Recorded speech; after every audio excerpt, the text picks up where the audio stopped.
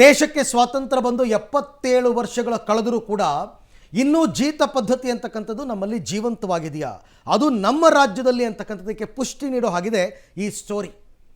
ಒಬ್ಬ ಡಾಬಾದಲ್ಲಿ ಕೆಲಸ ಮಾಡ್ತಾ ಇದ್ದಂತಹ ಉತ್ತರ ಭಾರತ ಮೂಲದ ಯುವಕನನ್ನು ಕಾಲಿಗೆ ಸರಪಳಿ ಕಟ್ಟಿ ಅಮಾನುಷವಾಗಿ ನಡೆಸ್ಕೊಂಡಿರ್ತಕ್ಕಂಥ ಘಟನೆ ಇವತ್ತು ಬೆಳಗ್ಗೆ 9 ಗಂಟೆಗೆ ಪಬ್ಲಿಕ್ ಟಿವಿಯಲ್ಲಿ ಬ್ರೇಕ್ ಆಯಿತು. ಆ ಸುದ್ದಿಯನ್ನು ವಿಸ್ತೃತವಾಗಿ ಪ್ರಸಾರ ಮಾಡಿದ್ವಿ. ಅದಾದ ನಂತರ ಎಂಟೈರ್ ಜಿಲ್ಲಾಡಳಿತ ಆ ಸ್ಪಾಟ್ಗೆ ಹೋಗಿ ನಿಂತಿತ್ತು. ಆತನನ್ನು ರಕ್ಷಣೆ ಮಾಡಬೇಕು, ಇದಕ್ಕೆ ಕಾರಣಕರ್ತರಾದವ್ರನ್ನ ಕಠಿಣ ಕ್ರಮಕ್ಕೆ ಒಳಪಡಿಸಬೇಕು ಅಂತಕ್ಕಂಥದ್ದು. ಆ ನಿಟ್ಟಿನಲ್ಲಿ ಪಬ್ಲಿಕ್ ಟಿವಿಯ ಬಿಗ್ ಇಂಪ್ಯಾಕ್ಟ್ ಕೂಡ ಆಗಿದೆ. ಹೊಟ್ಟೆಪಾಡಿಗೆ ಬಂದವರಿಗೆ ಎಂಥ ಶಿಕ್ಷೆಯಪ್ಪ ಅಂತ. ಬಿಹಾರ ಮೂಲದ ಯುವಕ ಆತ ಕಾಲುಗಳಿಗೆ ಕಬ್ಬಿಣದ ಸರಪಳಿ ಕಟ್ಟಿ ಚಿತ್ರಹಿಂಸೆಯನ್ನು ಕೊಟ್ಟಿದ್ದಾರೆ. ಒಂದು ಅಮಾನುಷ ಕೃತ್ಯ ಅದು ಧಾರವಾಡದಲ್ಲಿ ನಡೆದಿರ್ತಕ್ಕಂಥದ್ದು. ಯಾವಾಗ ಪಬ್ಲಿಕ್ ಟಿವಿಯಲ್ಲಿ ವರದಿ ಪ್ರಸಾರ ಆಯಿತೋ ಬೆನ್ನಲ್ಲೇ ಅಧಿಕಾರಿಗಳು ಎಚ್ಚೆತ್ತರು. ಡಾಬಾ ಮೇಲೆ ದಾಳಿ ನಡೆಸಿ ಪರಿಶೀಲನೆ ಮಾಡಿದ್ರು. ಡಾಬಾ ಮಾಲೀಕ ಮತ್ತು ಕಾರ್ಮಿಕ ಕಿರಣ್ ತಂದೆಯನ್ನು ವಿಚಾರಣೆ ಮಾಡಿದ್ರು. ಅದಾದ ನಂತರ ಕೊನೆಗೆ ಆ ಕಿರಣ್ಣನ್ನು ರಕ್ಷಣೆ ಕೂಡ ಮಾಡಿದ್ದಾರೆ. ಆತನಿಗೆ ಏನು ವೈದ್ಯಕೀಯ ಉಪಚಾರಗಳು ಏನೇನಾಗಬೇಕು ಅದೆಲ್ಲವನ್ನು ಮಾಡಿಸೋದಕ್ಕೆ ಅಂತ ಕರ್ಕೊಂಡು ಹೋಗಿದ್ದಾರೆ.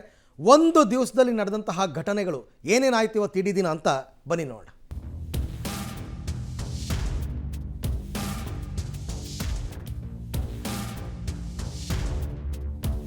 ಅಮಾನವೀಯ, ಅಮಾನುಷ, ಕ್ರೂರಾತಿ ಕ್ರೂರ. ಹೊಟ್ಟೆಪಾಡಿಗೆ ಬಂದವರಿಗೆ ಇದೆಂತಹ ಶಿಕ್ಷೆ? ಕಾಲುಗಳಿಗೆ ಕಬ್ಬಿಣದ ಸರಪಳಿ ಕಟ್ಟಿ ಚಿತ್ರಹಿಂಸೆ, ದೊಣ್ಣೆ ಬಡಿಗೆಗಳಿಂದ ಮನಸ್ಸೋ ಇಚ್ಛೆ ಥಳಿತ.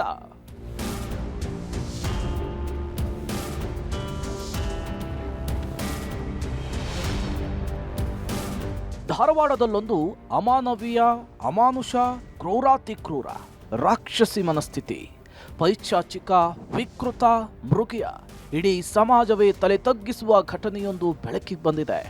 ಈ ದೃಶ್ಯ ನೋಡಿದ್ರೆ ಎಂಥವರ ರಕ್ತ ಕೂಡ ಕುದಿಯುತ್ತೆ. ಇದು ಯಾವುದೋ ಸಿನಿಮಾದ ದೃಶ್ಯವಲ್ಲ.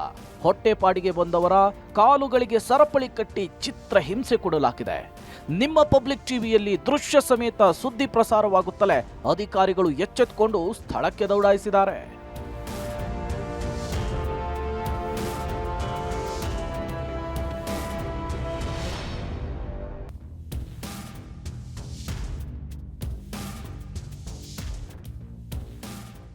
ನಿಜ, ಧಾರವಾಡದ ಮುಲ್ಲಾ ಡಾಬಾದಲ್ಲಿ ಈ ದೃಶ್ಯ ಕಂಡು ಬಂದಿದೆ. ಉತ್ತರ ಭಾರತದ ಯುವಕರಿಗೆ 1-2-3 ಲಕ್ಷ ರೂಪಾಯಿ ಹಣವನ್ನ ಮುಂಗಡವ ಕೊಟ್ಟು ಕರೆತಂದು ಡಾಬಾ ಮಾಲೀಕ ನರಕ ದರ್ಶನ ಮಾಡಿಸಿದ್ದಾನೆ. ಹೆಡ್ಕೋಕ್ ಕಾಲಿಗೆ ಸರಪಳಿ ಹಾಗೂ ಕೋಳವನ್ನ ತೊಡಿಸಿ ರಾಕ್ಷಸಿ ಮನಸ್ಥಿತಿಯ ಡಾಬಾ ಮಾಲೀಕ ಅಟ್ಟಹಾಸ ಮೆರೆತಿದ್ದ. ಶೌಚಾಲಯಕ್ಕೆ ಹೋದಾಗ ಮಾತ್ರ ಸರಪಳಿಗೆ ಮುಕ್ತಿ ಕೊಡ್ತಿದ್ನಂತೆ. ದನಕ್ಕೆ ಬಡ್ದಂಗ್ ಬಡ್ದು ಕ್ರೌರ್ಯ ಮೆರೆದಿದ್ದಾನೆ. ಎಷ್ಟು ಮಂದಿ ಇರ್ತಾರೆ ಇಲ್ಲಿ? ಬಟ್ ಒಂದು 70 ಮಂದಿ ಐತೆ ನೋಡ್ರಿ. ಎಲ್ಲ ಊರು ಬಿಟ್ಟು ಬಂದವ್ರು ಗೇಮ್ ಗೊತ್ತಾಗ್ತದೆ. ನಾವು ಲಗತ್ತಳ್ಳಿ ಆಗಿದ್ದ ಮುಗಿಬೇಕು. ಊರು ಬಿಟ್ಟು ಬಂದವ್ರಿಗೆ ಕಟ್ಟಿಟ್ಟಿರ್ತಾರಂತಲ್ಲ ಅವ್ರು ಎಲ್ಲ ಕೇಳ್ಕೊಂಡು ಕೊಟ್ಟಿರ್ತಾರಲ್ಲ. ಕರ್ಕೊಂಬಂದು ದನ ಬಡ್ದಂಗೆ ಬಡ್ದು ಅವ್ರ ಕಾಲು ಚೈನ ಕಟ್ಟಿ ಚಾವಿ ಹಾಕಿ ಒಳ ಹಾಕಿಬಿಡ್ತಾರೆ. ಎಲ್ಲಿ ಮುಂದೆ ದುಡ್ಡಿಗೆ ಅಷ್ಟೇ ಬಡ್ದೈತಿ ಮತ್ತು ಚಾವಿನ ಹಾಕೋದ್ರಿ ಅವ್ರು ಕಾಲಿಗೆ ಚಾವಿ ಮತ್ತು ಬೆಳಗ್ಗೆ ತೆಗಿಯೋದು. ಮತ್ತೆ ಹೌದು, ಎರಡು ಕೊಟ್ಟಿರ್ತಾರೆ ಅವ್ರಿಗೆ. ಬರೀ 1 ಲಕ್ಷ ಗಂಟೆ ಅದಾವ, 1.5 ಲಕ್ಷ ಅದಾವ, 2 ಲಕ್ಷ ಅದಾವ. ಅದೇ ಕಾಯಂ ಬರ್ತಾರಂತ ಕೊಟ್ಟಿರ್ತಾರೆ. ಕಾಯಂ ಮತ್ತು ಅಷ್ಟು ರೊಕ್ಕ ಕೊಟ್ಟಿರ್ತಾರೆ. ಹೌದು, ಕಾಲಿಗೆ ಚೈನಿಗೆ ಏನಕ್ಕೆ ಕಿಲಿ ಹಾಕಿರಂದ್ರೆ ಅವ್ರು ಬಾತ್ರೂಮ್ ಕೋದು ಹೆಂಗೆ ಹೋಗೋದ್ರಿ? ಅಲ್ಲೇ ರೂಮ್ನ್ಯಾಗ ಮುಕ್ಕೋದ್ರಿ ಅವ್ರ.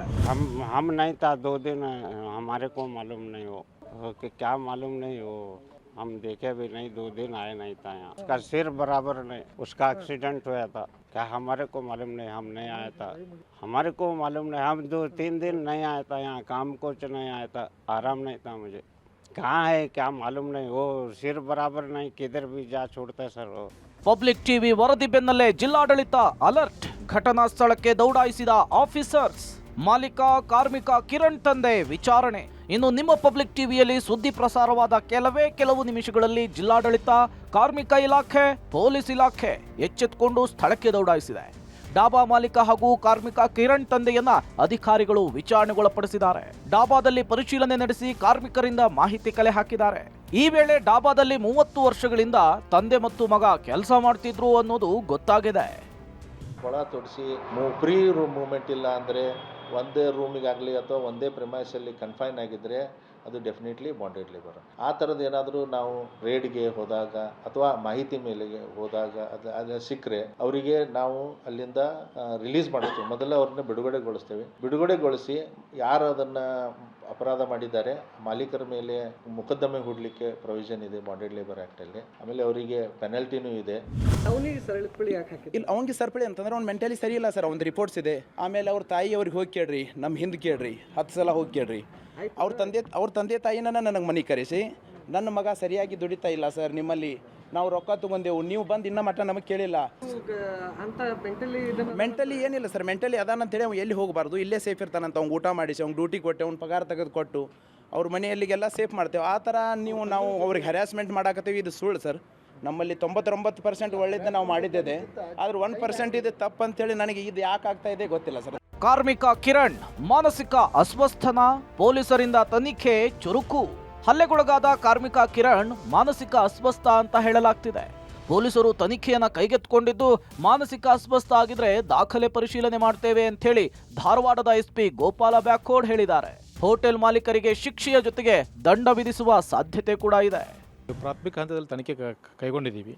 ಈ ಸಂಬಂಧಪಟ್ಟಂಗೆ ನಮ್ಮ ಕಾರ್ಮಿಕ ಇಲಾಖೆ ಅಧಿಕಾರಿಗಳು ಬಂದಿದ್ದಾರೆ. ಈ ಸಂಬಂಧಪಟ್ಟಂಗೆ ನಾವು ಫಸ್ಟ್ ಒಂದು ಕಂಪ್ನಿ ಕೇಸ್ ರಿಜಿಸ್ಟರ್ ಮಾಡ್ಕೊಂಡು ಮುಂದೆ ನಾವು ಫರ್ದರ್ ತನಿಖೆ ಕೈಗೊಳ್ತೀವಿ. ಅದಕ್ಕೆ ಸರಪಳಿ ಹಾಕೋದು ತಪ್ಪೇ ಆಗುತ್ತೆ.